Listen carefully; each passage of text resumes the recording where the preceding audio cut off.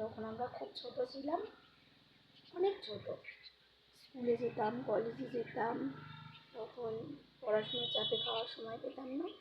তখন মা না ভাতের থালা হাতে করে নিয়ে ছুটোছুটি করতো, আর বারবার বলতো খেয়ে নে খেয়ে নে খেয়ে নে, অনেক সময় আছে, পড়াশোনার অনেক সময় পাই যাবে, খেয়ে নে, নাহলে অসুস্থ হয়ে পড়বি।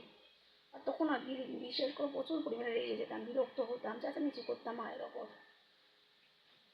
কিন্তু কী বলবো, আর এখন দেখো, সেই সকাল থেকে রাত পর্যন্ত অবিরাম পরিশ্রম করে চলেছি।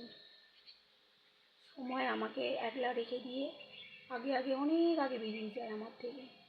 তখন আর কেউ জিজ্ঞাসাও করে না কী ও খেয়েছো, না খেলে যে অসুস্থ হয়ে পড়বে। কথায় বলে না, মারাই হচ্ছে মেয়েদের সমস্ত প্রয়োজন বুদ্ধ।